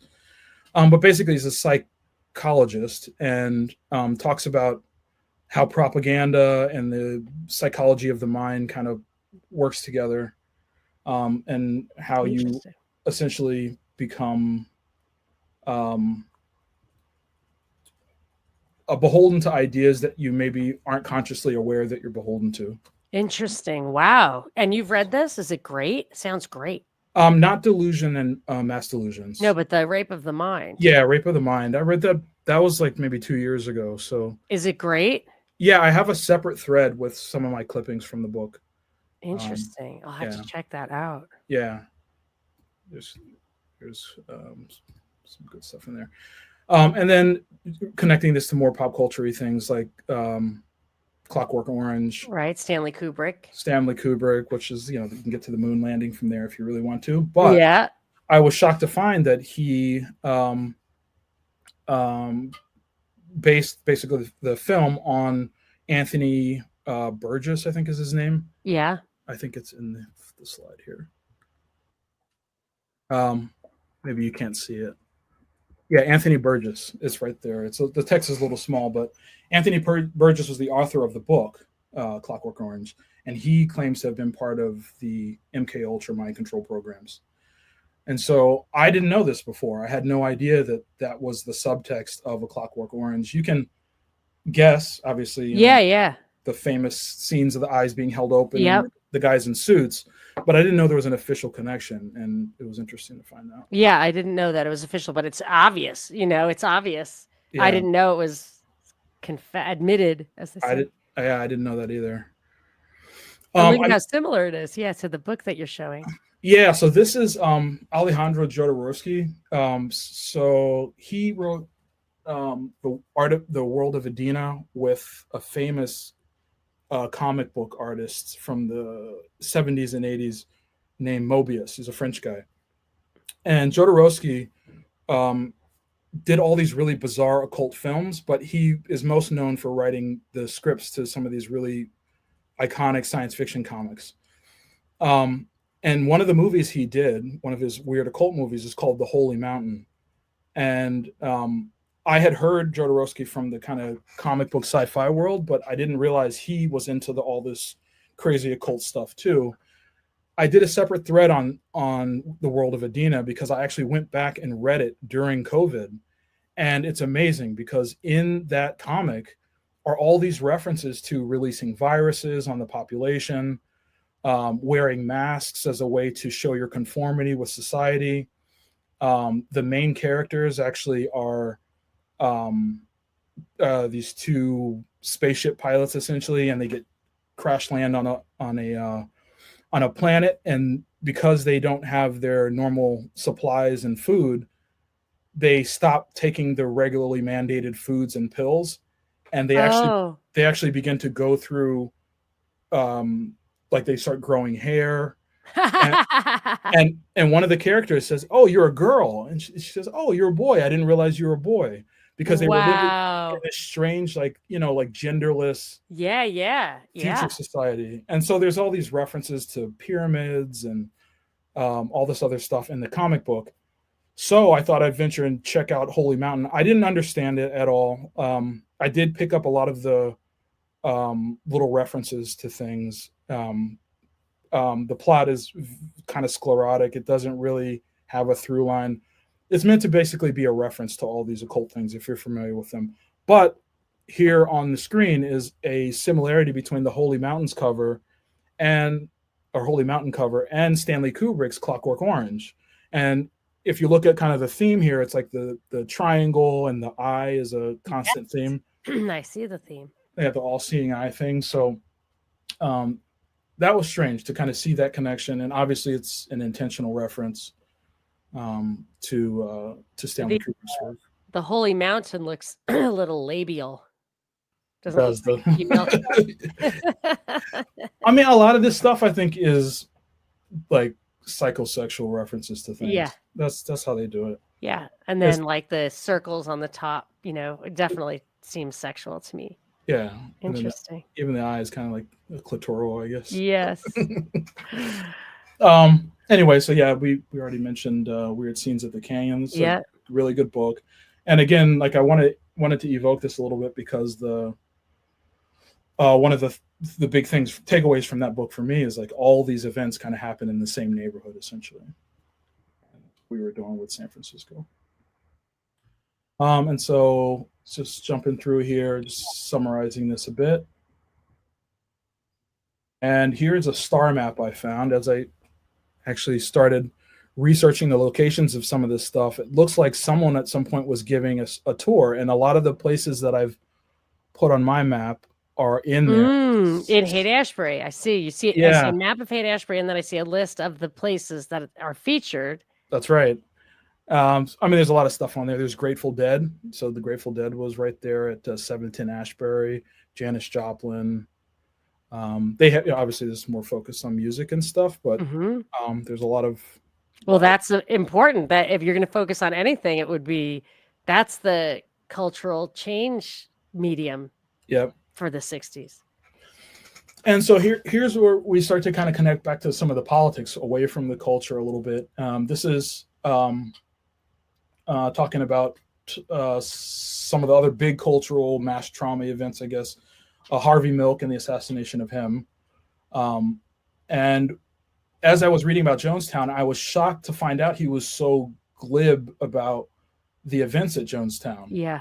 And so there's a quote here. I can read it if you want. Yeah. And so he said, there's a little bit of a preamble, but basically he says, Guyana was a great experiment that didn't work. I don't know. Maybe it did. And so, like, if you are discovering this, it's what they say about his death, that it was a Feinstein thing, that she was just never won an election and she needed to get into the work. I mean, if you ever read like the deep conspiracy theory about his actual murder, and then there was another politician who actually committed the murder, and then he was supposed to get off, and I don't know, but if you read it, it'll points the finger at her. But I think I interrupted you, so God, yeah, you've got more here. What I was going to say is that what I read is that the guy who performed the murder was his lover, and they had started having a relationship when the guy was very young. So essentially, Harvey Milk. It implied that Harvey Milk was like messing around. with groom the guy. But that's possible. Maybe that's why they chose him. But it was a really compelling narrative of exactly how it went down and how Dianne Feinstein benefited. Oh, it was Leo Ryan. You're pulling up a slide that says, what did Harvey Milk mean? It didn't work, or maybe it did. Right. And that pivots us into Leo Ryan. And so we mentioned a little bit of in passing. I think we haven't shown any slides yet, but we mentioned, of course, now I'm not going to remember her name. Yeah, the woman who Jackie, was there. Jackie, Yeah, Jackie Spears. yeah. And so Jackie Spears' assistant, or was Leo Ryan's assistant, and that was a revelation for me. And we'll hit that here in a minute. Anyway, Leo Ryan was a congressman that you mentioned earlier, who was investigating what I believe he had a hunch that there was obviously some government experimentation happening on the general population, and he was doing things like having himself committed to insane asylums. He was going into jails and just like living with the general population and trying to see what was going on, and try to piece together the mystery. Essentially, Wow. that's what we're told, and that's kind of the narrative about him. Anyway, so I think his thesis was that there's a large scale government experimentation program going on. Yeah. Well, that's what it looks like it was. So presumably he figured it out. Exactly. And so he, Jimmy Fallon Gong has a thread on Leo Holsinger specifically. And I kind of pay homage to that a little bit, but essentially what happens is that Leo Ryan Leo Ryan actually goes down to Jonestown and brings his assistant with him, Jackie Spear. And on the last day after the mass suicide, there is a plane on the tarmac there that's leaving, and there's a lot of different accountings of it, but essentially there's a gunfight on the tarmac, and basically everyone is killed, except for Jackie Spears. Now, her story is that she ran into the jungle next to the tarmac. She escaped with one or two other people, but I think she said she was hit, though. Yeah, was but she not hit? I don't remember that. Okay, good. Yeah, maybe not. But she said that's how she escaped. That's how she explained it. She may have been hit, actually. It says that she was shot. Yeah, she was shot, I think. How getting shot changed me. I read that article by her. That's how I knew. Yeah, I do remember seeing something like that. Anyway, so she escapes there, and a little bit later in this thread, and I don't know how we're doing on time, but we can finish the thread. Yeah, what I discovered is I was surprised to. Well, we'll get to it when we get there, because it's relevant to the Black Panthers again, because their burial ground is actually right near her district. Okay, so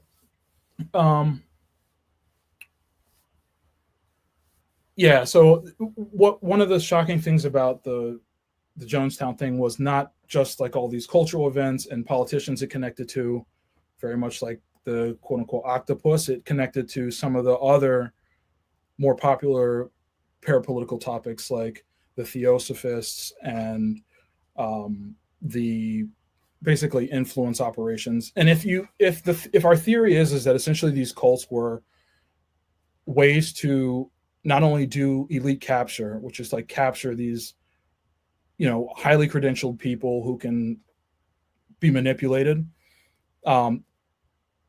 then the pattern that we see with groups like the Theosophists is essentially the same pattern that we see practiced at Jonestown. So you have, or with Scientology, or with, the Grimstons and the church. Essentially, what we have is like these little groups that are very interested in capturing, highly credentialed, usually celebrities, great thinkers. And Helena Blavatsky, for those who aren't familiar, but I'm sure your listeners are, she was famous. Her theosophical movement captured essentially everyone, like Lewis Carroll. I don't know if it's true. I wasn't able to fully validate it, but I'm pretty sure that she named Gandhi Mahatma because her high-ranking members were called Mahatmas, and Gandhi was associated with the Theosophists. Well, she also said that Krishnamurti was the Messiah, and he broke from her. Yeah. But his stuff is I mean, at first I liked it, and then and my husband read it. He said, "This is extremely dark." I was like, "Really?" And then he reread it. I was like, "Yes, it's completely like there's no such thing as love, and it's just crazy." Yeah, you know, and then like her, I guess, successor, Alice Bailey, and the and her group, the Lucis Trust, is fodder for most. Like, there's a ton of podcasts and stuff about the Lucis Trust, mostly because it's got a very enticing lead-in, which is that Lucis is Lucifer. It used to be called the Yeah, Lucifer Trust, and right. so. And then there's another shocking connection, which is that, you know, the Lucifer Trust did the meditation room or something at Oh yeah, at the UN. the UN building. So, you know, there's a lot of stuff on that. But essentially, I was shocked. I mean, my kid goes or went to Ethical culture. no, she went to a Montessori school, and I was Yeah. surprised to learn that Maria Montessori was a member of the Theosophy Society. Wow. Because I So, know in New York there's an ethical culture, big ethical culture like meeting place. It's like a secular religion, and I knew someone who belonged to it, and she was just totally thought it was normal. But I think ethical culture is part of this too. yeah, it seems like they tend to evolve and morph, and then, like, you know, reform themselves. Like, Maria Montessori was part of the Theosophy group, but I think Rudolf Steiner, I don't know if he was officially a member of the Theosophy group, but Yeah, I don't know. he created Waldorf education, which is just Yes. like, you know, so like it's just like a morphing of the kind of same idea, the same capture. Anyway, so that was the connection I was trying to draw there, is that these groups all seem to have this common theme of essentially control. And you can connect this to a larger kind of new age religion. You mentioned Aquarius earlier. I know there's some book that I skimmed through called The Dawning of the Age of Aquarius or something, Yeah. or the Aquarian Revelation. Yeah, it's like the post-Christ thing. Christ was Yeah, Pisces, I guess, and yeah. So that connects to this stuff to some extent. And I know Alice Bailey wrote quite a bit about that. And, like, actually, what's his name? The guy who wrote Theurgy and the Soul. He talks about the Age of Aquarius. I can't remember if that was Shaw or something. Anyway, there a lot of the eyes. Gregory Shaw. Yep. Yeah, Shaw. Okay. So just you know, really what this thread did essentially is it's a case study for kind of these parapolitical topics, and once you identify these themes, and at the time I was connecting it to what we were seeing happening with COVID, you just start to see them more and more, and I'm sure the connections just never stop, to the point where it doesn't even surprise you at all. But a lot of the stuff that we're allowed to see like this is old. Yeah. We cannot, anything that's, I don't know what the time frame is. They want you to be irrelevant. Like boomers maybe remember, if you're really an old person. So my parents remember the World War II and the Depression, and I think they feel like at a certain point they can tell you all about it. It actually gets to the point where even 9/11 being an inside job, I don't think it's a big deal. Like they're not going to take me down from YouTube saying that. I think COVID was an inside job, can take you down from YouTube. See, I think there's a big flush happening right now. Like the last 4 years of, like, if you've noticed, there's just this big parapolitical push, and I think that movie Under the Silver Lake was kind of tapping into this pop culture Gen Z openness to conspiracy theories and the occult rumors and revelations about what was their meaning behind, you know, these songs or these pop culture events. It seems like there's a massive flush happening. And the way I articulated it, and I think one of my threads was, it looks like they're flushing out the old secrets to make room for the new secrets. And I think that's what we're seeing. I mean, that's why all this stuff seems to be coming out. They're just airing out old laundry, essentially. And that ties into what you were just saying, essentially. Like, they're allowing us to see this stuff now. Yeah, probably because this is what I thought when when I saw a couple of people come out, I think Shiva came out from MIT, and there was also a World Oh Health yeah. Organization vaccine symposium where they said all Yeah. of a sudden adjuvants and live attenuated vaccines actually do mess up your gut biome. Maybe they cause Yeah. autism. We don't know, blah, blah. And the first thing I said is either the worm is turning or they have a new technology that Yeah. they want to replace this. That's what they do. It happens with patents too. So as soon as Yeah. GMOs or whatever the patent was for Roundup, I don't know what it was, then Yeah. Monsanto, they sold to Bayer, where Yeah. it's like, because it just did not have the value that it had before.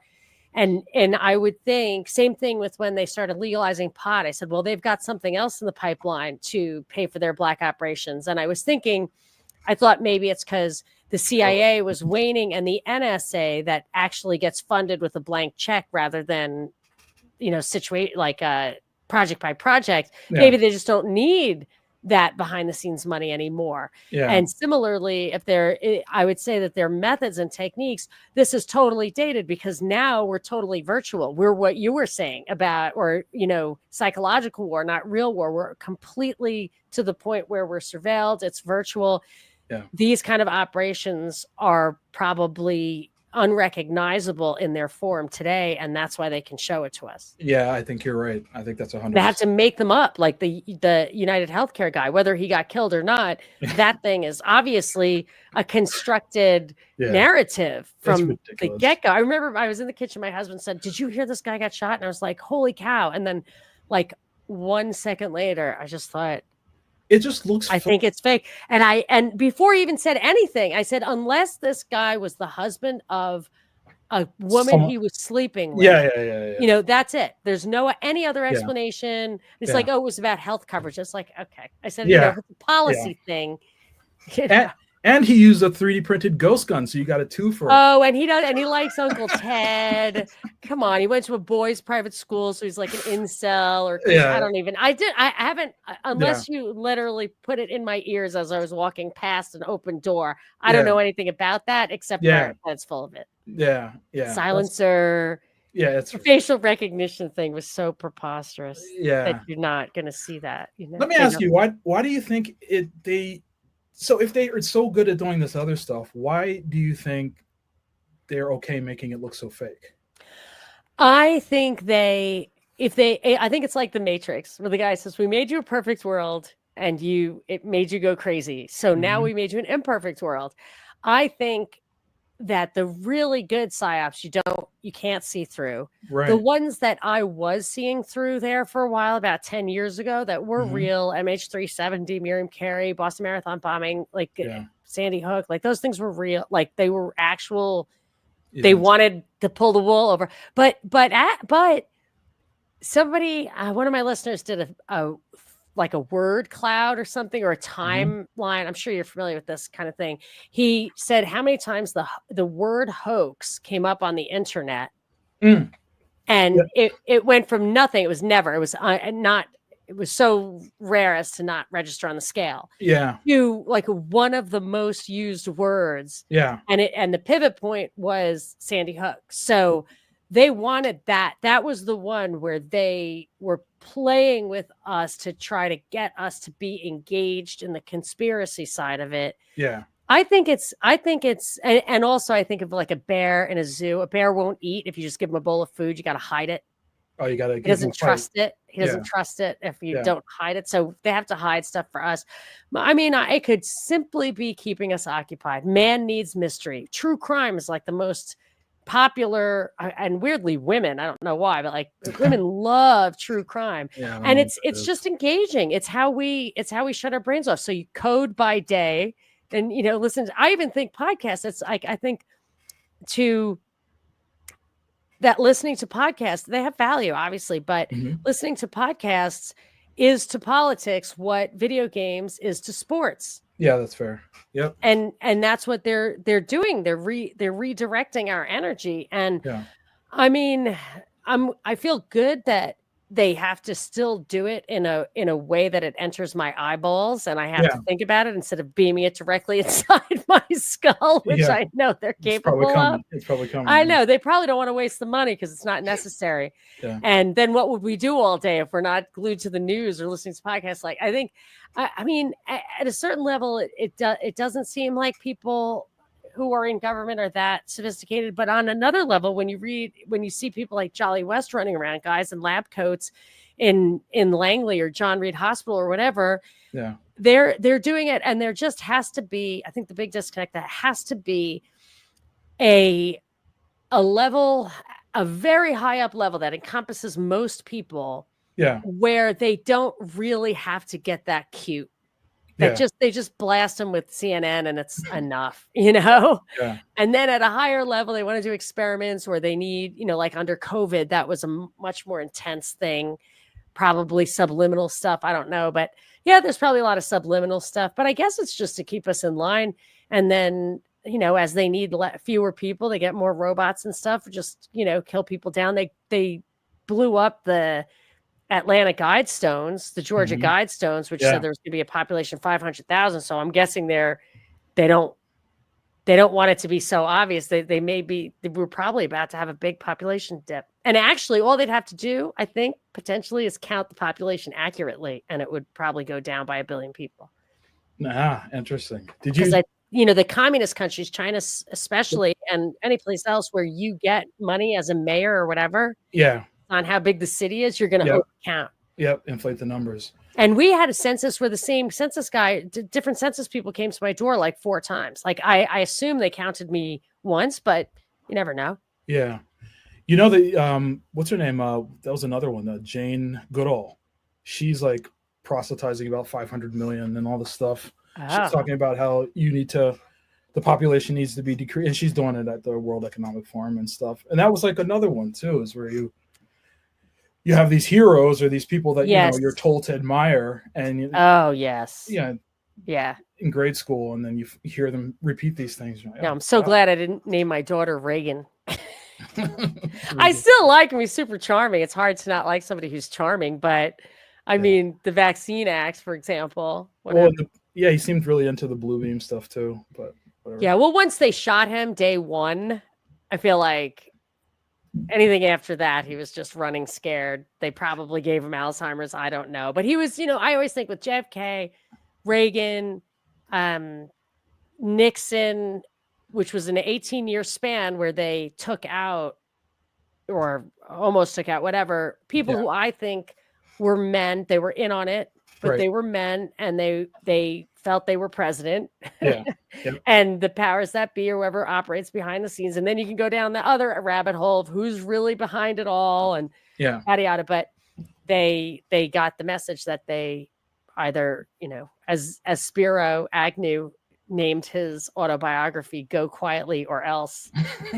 And that he was the VP under Nixon. So yeah, here we are. Like the threads just never stop. And this one, I mean, we don't have time even to finish it, but I actually think it's kind of nice to tell people, because I have seen the ending, and it really, it leads to today, to sooner, to people you wouldn't expect.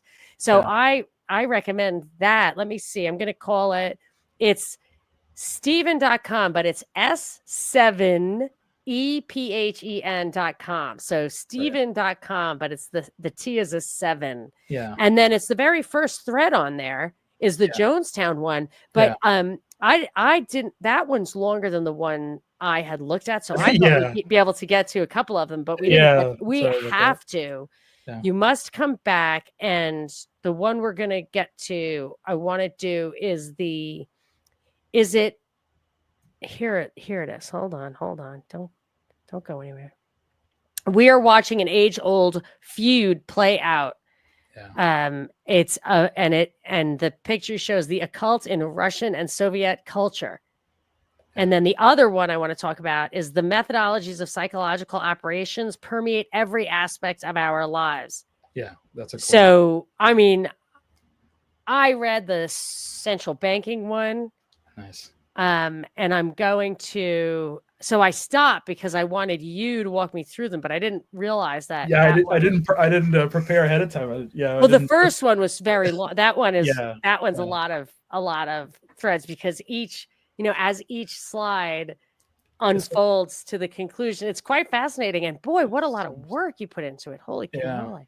Very Well, nicely done. thank you. I just wanted to, they came from notes, so I wanted to make it consumable for folks without looking as crazy as my notebooks do. So hopefully you get. Yeah, no, it's great. And what a legacy. Yeah. It's really nice because I was talking to somebody about, maybe you just now, the blog. I used to write all these articles and I enjoyed it, and it's nice for me to go back and read it, but it's about stupid little things, not cohesive big picture ideas that Right. will stand the test of time and are Right. actually an archive of these threads. I mean, I almost feel like in the end, having a Venn diagram, of all your threads Right. and show which ones connect to which ones. You know what I mean? Like the threads are Venn diagrams in themselves, but I want a big one. Yeah, I didn't want to get into the nerdy parts of that, but I actually do have some code that I use to help me do analysis on stuff. Nice. And so the thing you mentioned earlier was actually you said one of your listeners shared an engram. That's just they're called engrams of the what was the word you said? It was hoax. And so that if you want to have a bad day, do an engram on Google of the word racist. Oh. Oh my gosh. Oh, I have a good book on that. Go ahead. Yeah. Well, yeah, it's where I led that thread actually led me strangely back to the Nazis. And oh god, there was they called him the Einstein of sex, a guy he had the Museum of Sex in Berlin, and he wrote a book called Rassismus, and he actually coined the term racism. And that was actually, the famous photo of the Nazi book burning was of books from the Museum of Sex. So no way. Yeah. So there's like the So maybe that was fine. I mean, if it was full of stuff about kids, like burn it. I don't want to burn say it, bro. Okay, so I have this book. It's some of these books are they might like be, I can't remember. Some of the language gets offensive because it's in the 60s, so they'll just say things that stereotype and stuff. I don't know if this is one of those books, but when you start looking into like the history of racism as a psychological tool, it's old. So anyway, this one's called Peace: by the Wonderful People Who Brought You Korea and Vietnam, by Archibald E. Roberts, a lieutenant colonel, retired. Looks like he's Australian. Anyway, what he was saying, wait, who's the author? No, it's the United States. Why does it say AUS?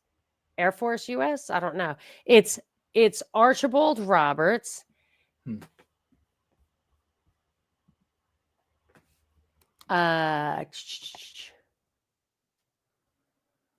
might have it.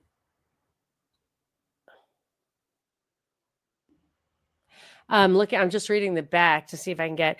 So what he was saying was that the UN, and I think he talks about how they took material from World War II, brought it to Korea, then they took it from Korea and brought it to Vietnam long before like any kind of declarations of war. Yeah. And he was saying that the UN would use race as the ultimate weapon to destroy every country, to undermine anything that, anything that was good.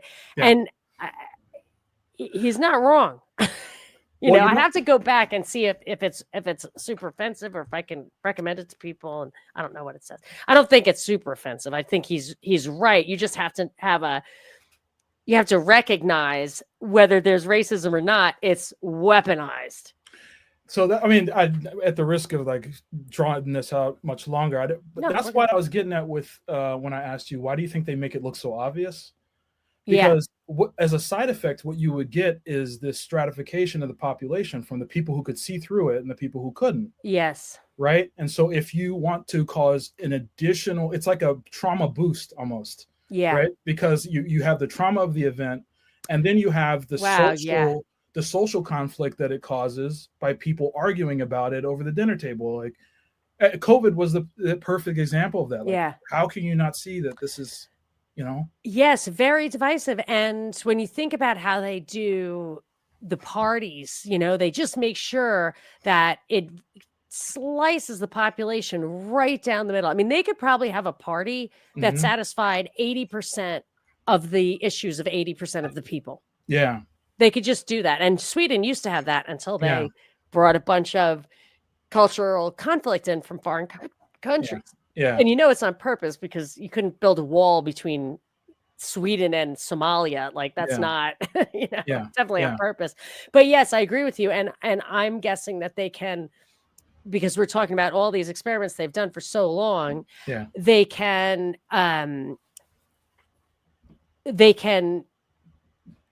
figure out exactly where they want to draw the dividing line. Yeah. Yeah. God, I could talk to you for a while. Yeah, no, well, Pick your let's do brain it for- again. Let's do it again. So yeah, we'll just we have to go back and do a couple of the threads you've already done. And then in the Yeah. future, you know, if you do something, you know, that you want to do with me, that's great. Yeah. And we'll do it fast or whatever. We'll like think of Okay. we'll skip around or Yeah. it'll be fun. And but I absolutely I'm going to read these other two anyway. Sweet. Yeah. The age-old feud and the psychological operations. And Yeah, that was Alexander Dugan. I was surprised by that guy. I didn't know what to think of him. well, And then- I was but he so doesn't shocked seem- that he doesn't jumped seem on the Trump crazy. train. He doesn't seem crazy. Is the He thing. was It's like- fine until he Yeah. jumped on the Trump train. And I'm like, are you kidding? Do you really think that our savior just got elected? Yeah. Like, I don't think so. Yeah, it's he's a self-proclaimed like hermeticist too. So this is another example of you see, I don't want to do this occult crap, but they keep forcing me to look up what That's what I'm saying. You see what I That's mean? what I'm saying. Yeah. That is what I'm saying. And Yeah. I started to think, I'm starting to think that, see, now it's starting to get where my kids are. I told my kids I'd be finished by now. So I'm sorry. they're starting to text me, but Okay. no, it's good. But I do